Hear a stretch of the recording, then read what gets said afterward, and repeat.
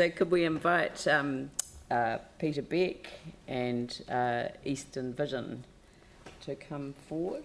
I was going to say your grace, but I won't. Cheeky.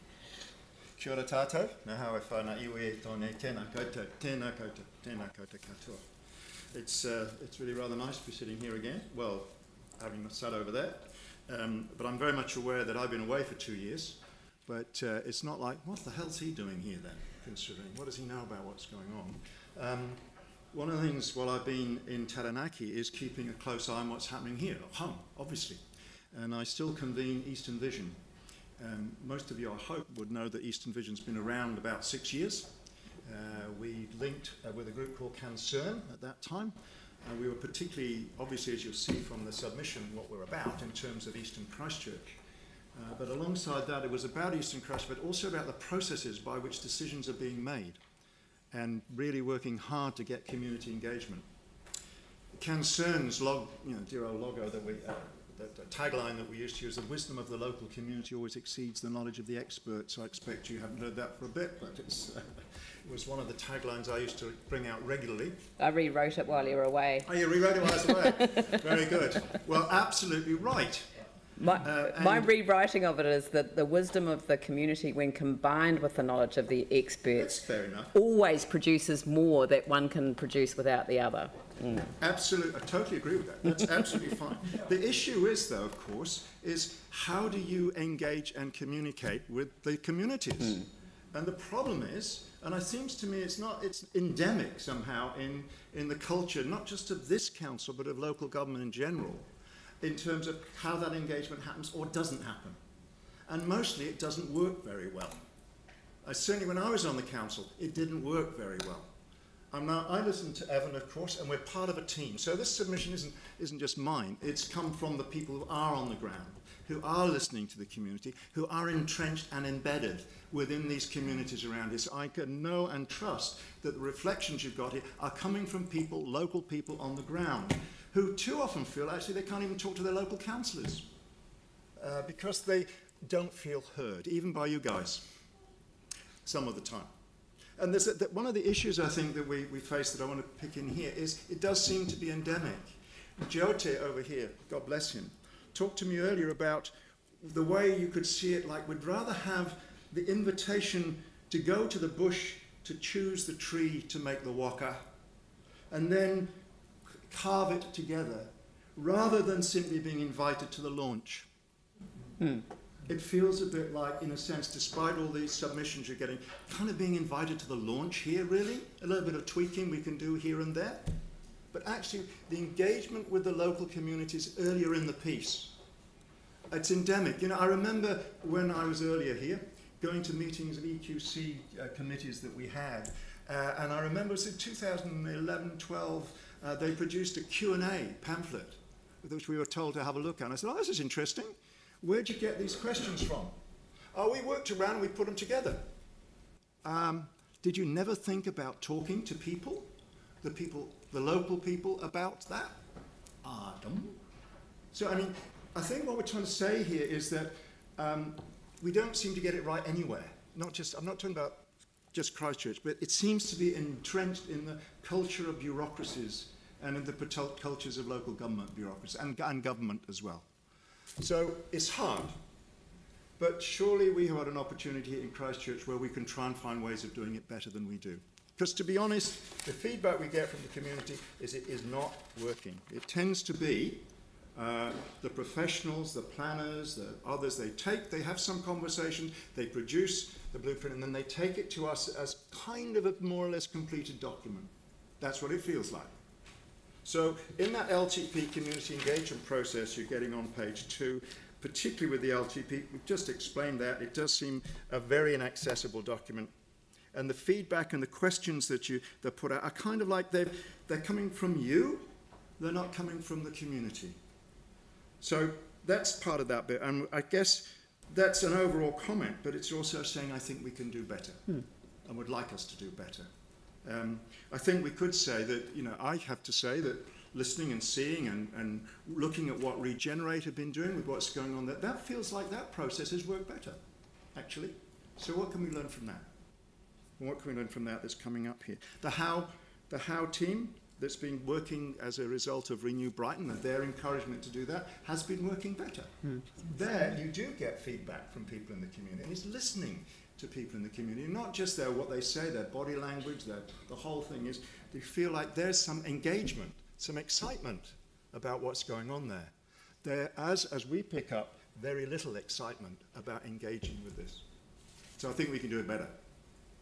So I'd encourage you guys to have a think about that and as we go into the track. The New Brighton Regeneration Scheme, gosh, I was part when I was on the council when the master plan went through. And the hard work, Glenn, that you and I put in to get that through. There was a whole little bit of me. 3 attempts. There was a whole bit of me that thought, why are we doing this? Because there's no money around it.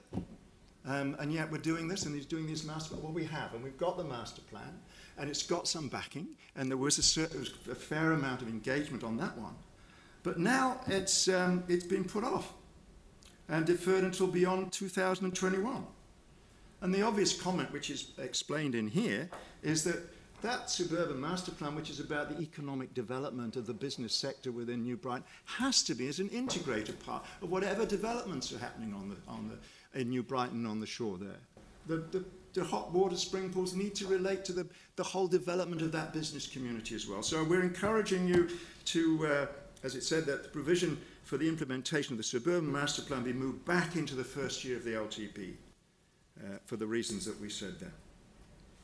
South Shore, well, the thing about the South Shore one is that we note that the regeneration strategy and the work towards that doesn't seem to be linked in with the infrastructure strategy, as though then one will play with the other. It's kind of like this infrastructure strategy, which you've kicked now, well, we suggest, by the way, in our submission, we've thought about that quite a bit, is that there's no reason why the infrastructure strategy shouldn't be started work on now, rather than being put out until 2021. Start on it now, because in many ways that infrastructure strategy has to embed with the consultation about the regeneration strategy, because they feed each other. If you've got the infrastructure, then that will decide what the regeneration could do. If the two are working together, then potentially you can come up with some better outcomes. So that's what we're talking about and encouraging them. I think that's probably enough from me. It says here the endorsement of Avon and Takara. Obviously, our two organisations work very closely together. This guy's a gift from God. I think that what Evan offers to our city is just extraordinary, all through all the time. And a whole lot of my work and my engagement is fortunately through Evan and the other members of the Eastern Vision Group, and I also link into Avon and Takara. Some great people doing some great things, pushing really hard. But so often we feel like it's push, push, push. I feel for you guys, councillors, because I think a lot of your life is push, push, push. That's the nature of these organisations. Pushing and also pushing with and often against your own staffing, because that's the nature of it. But how that can change and work more cooperatively, that's what we're on about, and that's what we want to encourage you to do.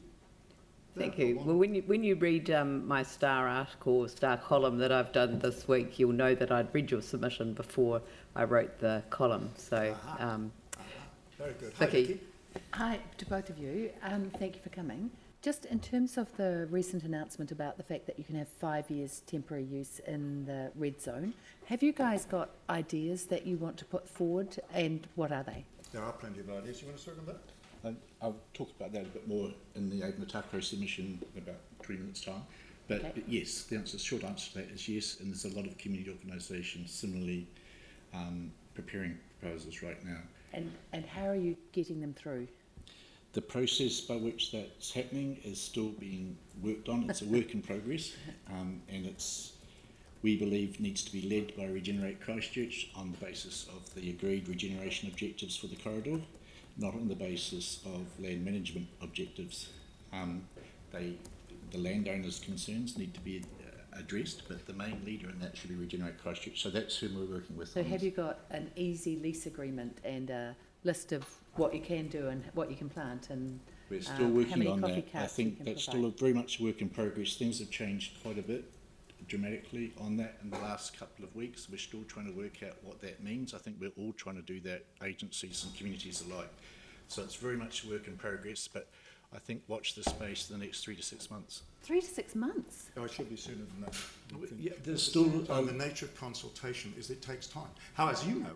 But the other bit is, the other great thing is that we've got that. I mean, I think it's fantastic, this having this longer transitional time of use. You can have a temporary use. A group wants a temporary use. How do they make that happen? And that seems to me as sort of missing. There's already things on the ground happening now, and other things are in the pipeline. But there is a need to consult with local communities about what we're wanting to do there. It's not just plonk ourselves down whether we have, with no regard to the local communities and the people that already live there. We need to take them into account. So there is a process involved. We're making it as fast-tracked as possible so we can get some early wins on it. When you say we, are you working with Regenerate on this? With Regenerate and with communities, yes. Both. 3 to 6 months. Jesus. I think you'll see that there's a degree of impatience in that regard. Absolutely. Talk about it. I mean, we've been here for 7 years trying to make this happen, so the impatience is very strong with us. But we also have to make sure we do it right.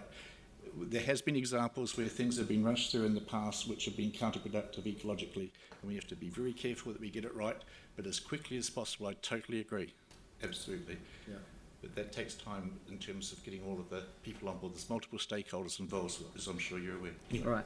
Well, it would have been easier if we'd transferred the speaking order, so then we could have gone straight on to you even. But if you could step back... I think this is actually quite a good prelude to what we're going to do later. Yeah. And then I'd like to invite... So thank you very much for your submission. And I'd like to invite Dr.